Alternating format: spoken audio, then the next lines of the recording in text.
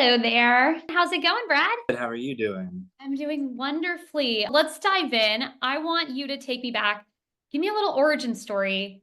Was there a moment when you knew interior design was for you? Yeah, absolutely. But it may be a little surprising because I feel like it was about 5 to 6 years into my career. I started at a previous design firm and worked as a project manager there. And so I think most of my day to day was helping the principal be successful and kind of doing all the gritty work behind the scenes. And so eventually I ended up leaving there to start my own business. And I think it took me about a year into practicing on my own where I was, everything was on my shoulders to really start to connect with my instinct in design, connect with my gut to know the right answer as opposed to like questioning everything.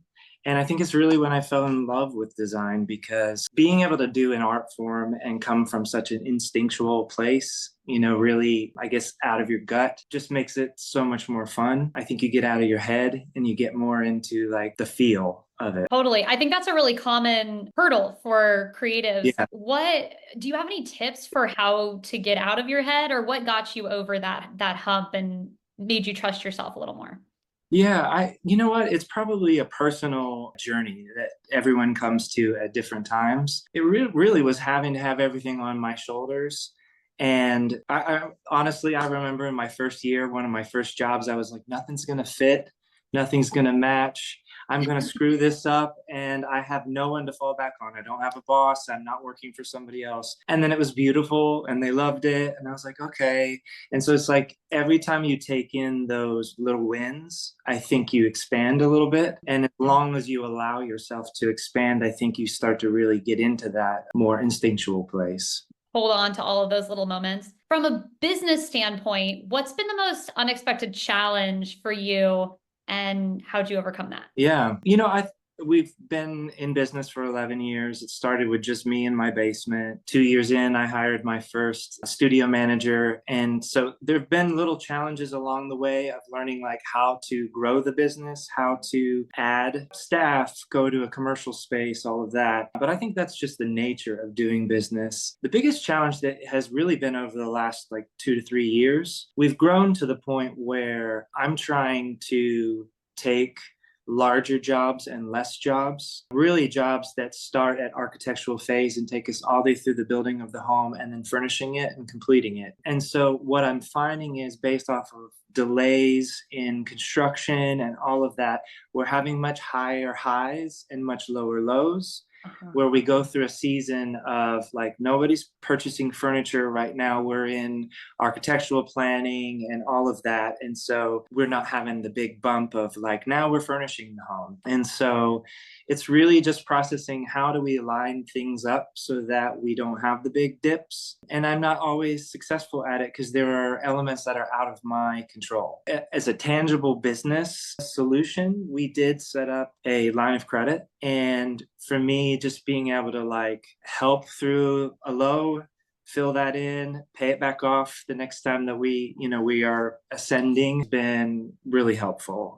Carrying a business savings as well so that we have some set aside for a rainy day. Sure. When I first started in the industry about 10 years ago, I've definitely noticed a bit of a shift. It seems like I think because of things like HGTV and just the prevalence of design and Instagram, more people are hiring designers and builders than before, and they're investing a lot in the architectural phase, and they're running out of money by the time they get to the furniture. But that seems to be a newer shift compared Yeah. to when I first started, which was designers competing for very, very few clients, less people hiring designers, less interest in it in general. But the ones that did had deep pockets and huge budgets, and they would carry it all the way through till the Yeah. end. Has that been your experience? Yeah, absolutely. When I first started at the previous design firm would have been 16 years ago, and we were definitely mostly furnishing and refurnishing people's homes. We weren't doing a lot. We did do some new builds, but they would be one or two a year. A lot of continued clients or people coming in, who had hired a design firm 20 years before and they're finally tired of it and they want an overhaul. But yeah, it was definitely a more competitive, I felt also a competition between designers, kind of looking over your shoulder at somebody else. Whereas now it feels very supportive and collaborative. And we are blessed with, there's plenty of business to go around, For sure. but it's a much nicer environment to work in that respect. Yeah. And congratulations, by the way, on being named to House Beautiful's Thank you. Next Wave class this year. That's so cool. Thank you And so much. your work's been published quite a bit. I'm curious how your experience with the media has influenced your approach to projects, particularly in managing client expectations and delivering camera-ready spaces. How have client expectations changed? When I did media and HGTV, it was years and years and years and years ago. And it was just kind of a fun bump into my career and the joy of design and being able to put that in front of people. But really, so much of what we do now is starting in architectural phase and going all the way through to furnishing. So the expectation is kind of a constant conversation. It's not so much of we're just being hired to furnish a space and it happens quickly and they want it perfect. I mean, I'm really knowing people by the time that we're installing it and furnishing it. And so it feels much more like connective and collaborative with them. And it's interesting too, because half the time we're moving in like a phase when they're still finishing landscaping outside and all that. So you don't have like the big reveal. It's like this slow rollout of, well, we want to get in, but they're still doing some other things. So, but we always try and make sure that we're finishing the project, accessorizing it, leaving it kind of with the ultimate feel. And then, like we bring in accessories and we leave them and let them decide if they want to purchase them or not. So it's definitely great to be able to just totally finish out a space to where it just breathes right.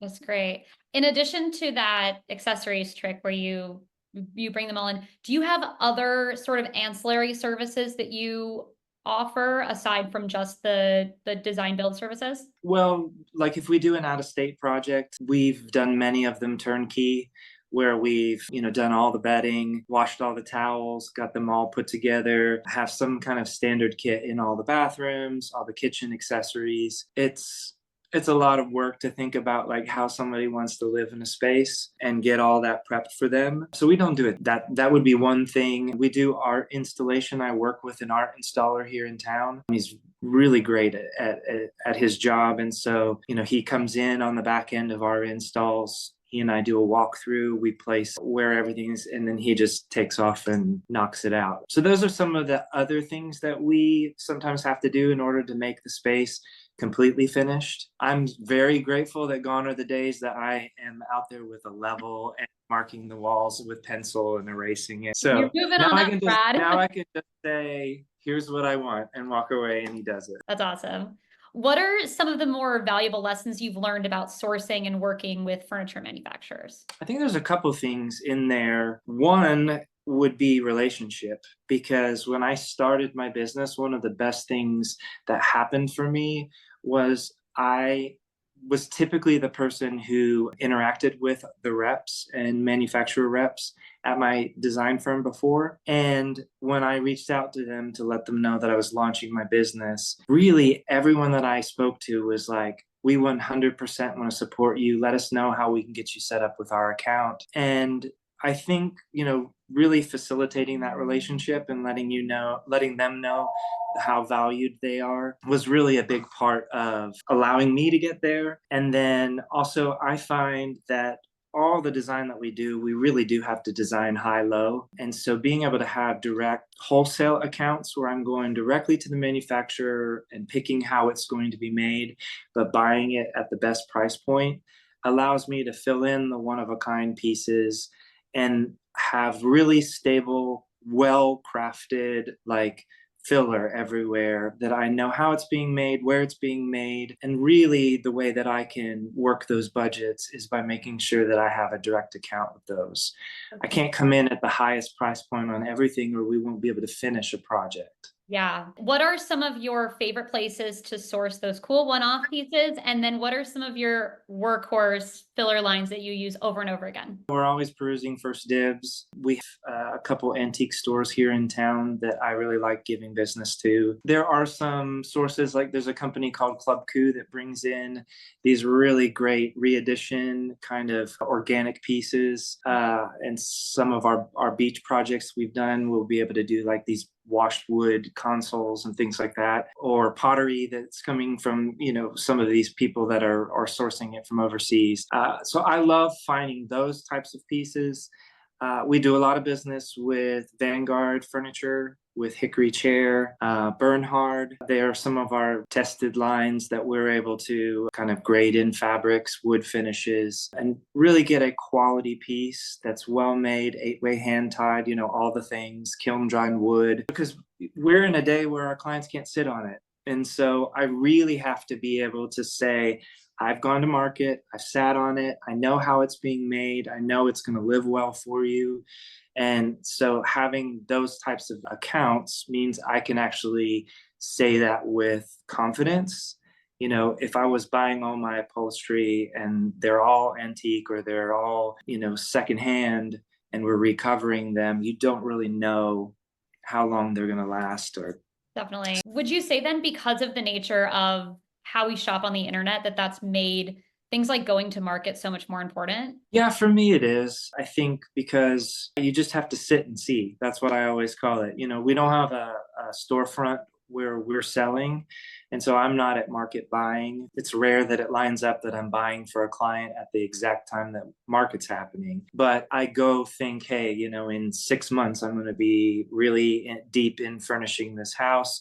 I think this is the direction that I want to take it. I want to go see some of these new pieces, see if they sit well. Even, being able to know the client, they like a deep seat or they hate a deep seat because their feet don't touch the ground. Kind of being armed with some of that when you go to market really helps you be successful. And then I take my team with me, and they're amazing because they take photos of things, we take measurements of things, we have a Google Drive where we can go right to the vendor, or maybe side note it for a future client. And that way you're not digging through 400 photos that you're like, I don't know, just pretty things. Totally. We've gotten better over the years at being more like strategic. Nice. And how big is your team now? We're 3 full-time, and then I Okay. have a full-time billing manager. And everyone goes to market together? Yeah. Oh, how fun. Yeah. That's so Yeah. fun. In your experience, what is the biggest misconception that other designers have about working in the luxury market? And what sort of advice would you have to a designer who is looking to move up market? That's a challenging one because I think that the definition of luxury is different to everybody, because somebody who may view like what we're completing and the jobs that we're photographing as like being right in that luxury market. I'm looking at friends of mine who are designers who have budgets that are more than twice what I get. And so to me, they're in the luxury market and I'm in the custom market. So I think maybe one of the misconceptions is that it has to be some kind of bar that you have to hit in order to arrive. I think luxury really happens when you are truly seeing an entire project, all the materials, all the finishes, even from architectural phase, all the way through to you being able to furnish it. To me, that's where you really enter into luxury, because you've given a gift to the client to really guide them through that whole process. That's irregardless of the budget. Right. I have photographed some beautiful homes that are 10,000 square foot that we only had $300,000 to do everything in the entire house, and we did it and it turned out beautiful, but we stretched and we pulled and we filled in pieces here and there. I have budgets that are obviously over that, where we get to be a little bit more adventurous with what we do, but it's not everyone. And I put the same amount of attention to making it feel luxury regardless of that budget. Do you enjoy that challenge, or would you just prefer the bigger budget to do your? I think I'm frugal by nature. Okay. And I don't dislike the challenge. I think the challenge for me is when it feels like if we could just bump that another 50,000, we could finish this right. And the nice thing is, I feel like I am like strong enough in my career at this point that I will tell my client that and say, I'm totally fine if we don't, but here are the things that we're going to have to, like, phase two. When you're ready to do those, we won't be able to do them now. And a lot of times, if there's still room in the budget after the 2-year build, that number doesn't hurt so much, and the idea of getting it finished and finished right is worth it. So sometimes we can make that bump. What is something that you are excited to see a client splurge on? And then what is the first thing that you're okay with cutting for budget? Love when clients splurge on art. We do a lot of reproduction art because there's so many walls and there's so much to fill. But there's nothing better than walking into a gorgeous dining room and looking at a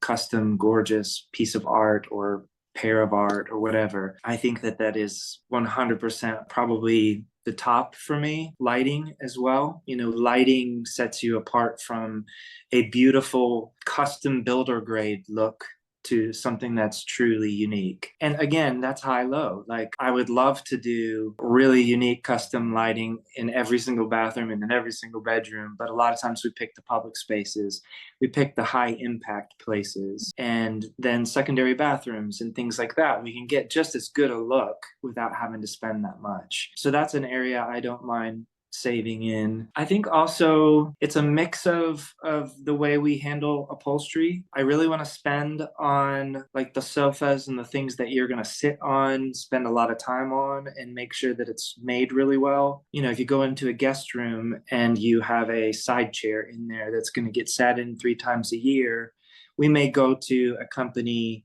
who just stocks sexy looking pieces of furniture that you're not picking the fabric or the wood or anything like that. It's $300 and it looks great. Low there, high on the actual pieces that are going to get used all the time. Yeah, definitely.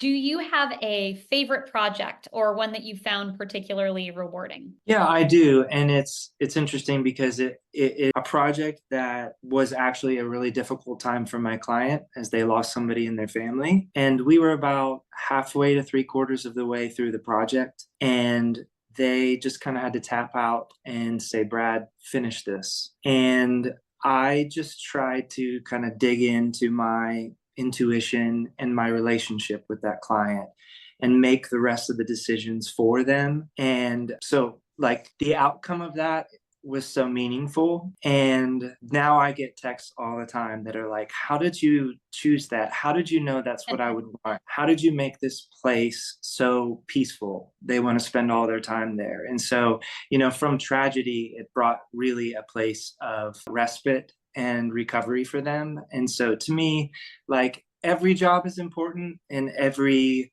client is important, but being able to walk through life with somebody and give them a gift like that, I think is probably the most rewarding. Oh, that's a great answer. I love that.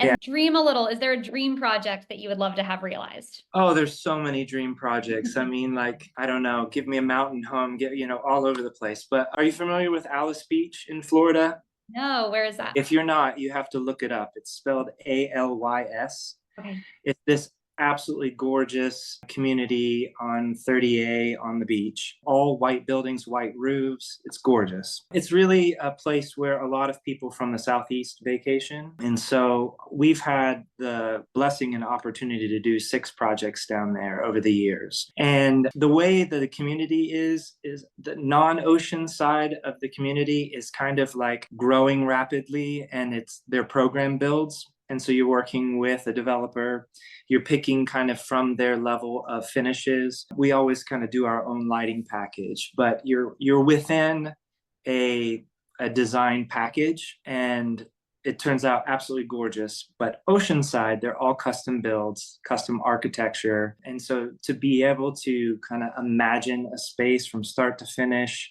a home like fully custom down there would be like the pinnacle. That's awesome. Well, Brad, those are all the questions I have on my end. Is there anything we didn't touch on that you think is super important to get out into the world? No, I really appreciate your perspective and bringing me in and allowing us to connect with kind of like what really goes on behind the scenes for designers and how we are so invested in these projects and 2.5 3 year projects where we're really having to know people. I think it's always great when we get to talk about that, so it doesn't look like we just waved a magic wand and made a pretty room. Totally. Totally. What a Yeah. great note to end on. Brad, thank you so much. Absolutely. Thank you. Have a great rest of your day. All right. You too. Bye.